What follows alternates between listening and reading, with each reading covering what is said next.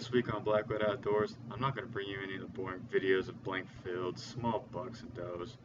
I'm going to bring you videos on reviews of my trail cameras this week. So stay tuned to see which ones I like the best.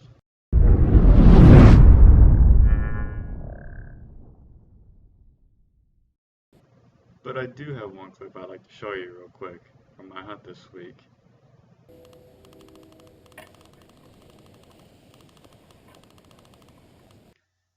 Did you see him there in the top right corner?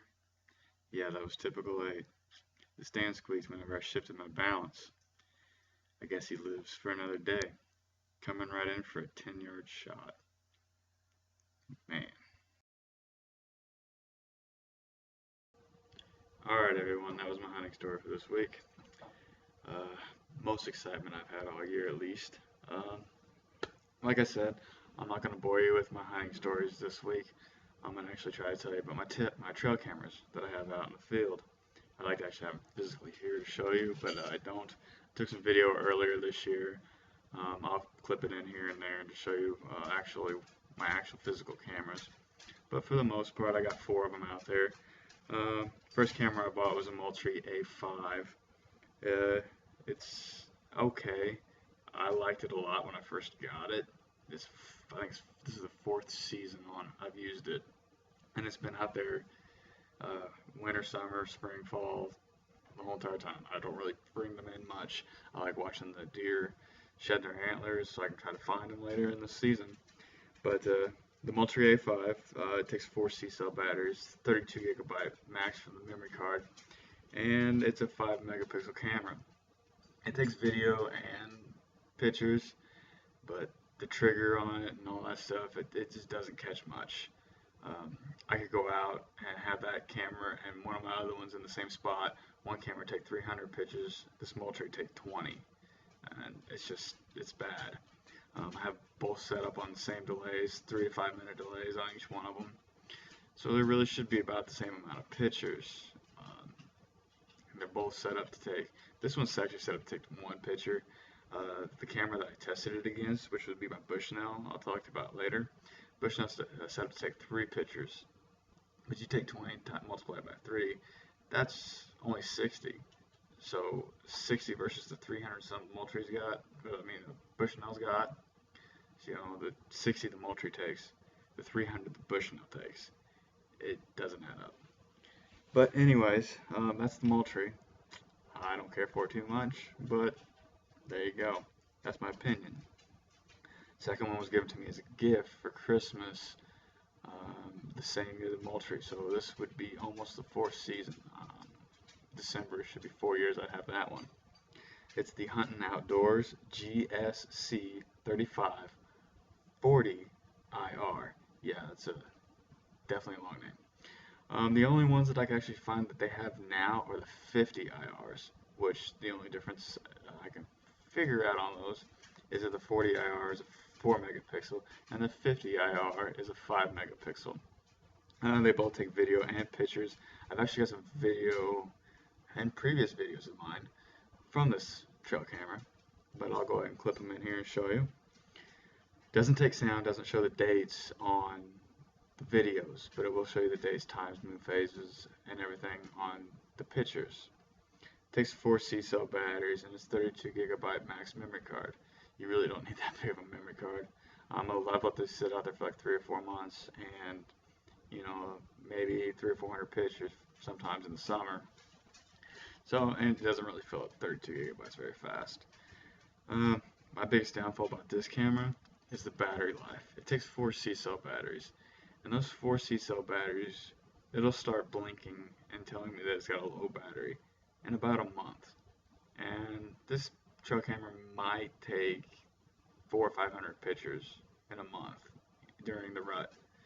So it doesn't take that many pictures. It's got terrible battery life, but it does take good pictures. The picture I just showed you of typical 8 was taken on this camera.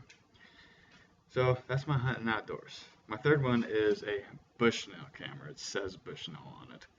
It's actually one of your Walmart special Bushnells you can get for $100.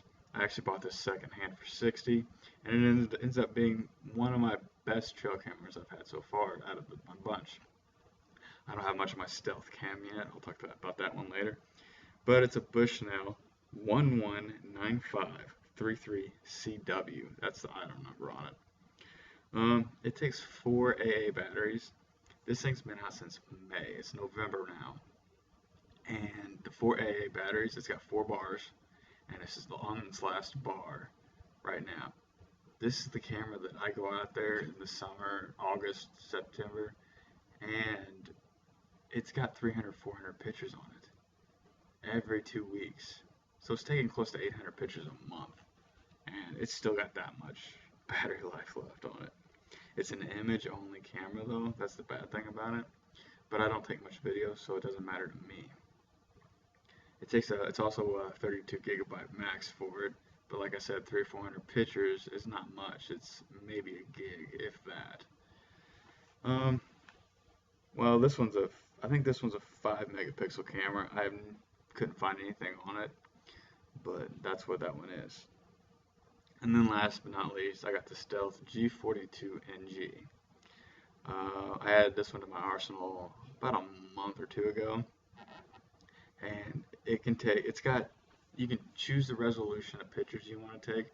I have mine set at 10 megapixels. I can't remember what the other ones are. This one takes 8 AA batteries.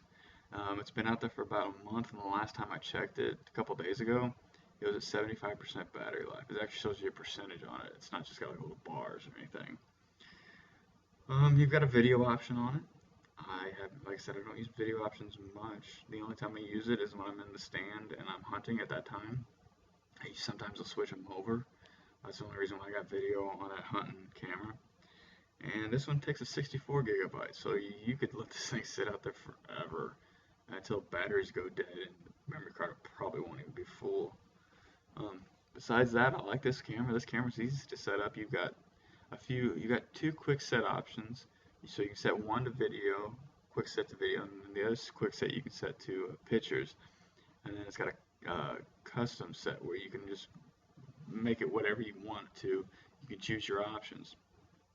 So basically you can just go and click it and put it on whichever setting you want it, and it'll show you what your settings are. And it's got a backlit screen on it too, so you can see it at night. The only camera that I've ever had that has that. This one, I think I spent 120 bucks on off of Amazon. It might be my favorite camera so far. The only downfall on this one, yes, there's downfalls on everything. And I hate to say it, but the trigger speed and the sensitivity is too much on this one. Originally I had it set to take 2 or 3 pictures, and I've gotten up to 5 pictures, and I'll show you here. It's just, oh man, it just senses them before they even get in the picture frame. I'll have like 3 blank pictures, and then I'll have a picture of him in the side of it, and then finally I have a picture of him that I can actually kind of tell who it is, or which deer it is. But that's the only downfall on this one. It's a downfall I hate to give it, but I have to.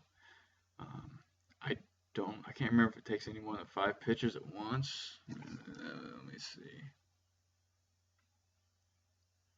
It doesn't say on the back, but I do have it set on a reset time of 3 minutes, so it'll reset 3 minutes to take another set of 5 photos. Mostly the resets I have on here are 2 to 3 minutes, depending on whichever one. The Moultrie I got 5 minutes because that's one of the. I don't want to set it every minute. But that's the review on my trail cameras here. Hopefully I didn't bore you too much today. Might be a little bit extra commentary from when I took the video itself. I'll add on here. But besides that, thanks for watching. Please like and subscribe so you don't miss a video. And I'll see you next week.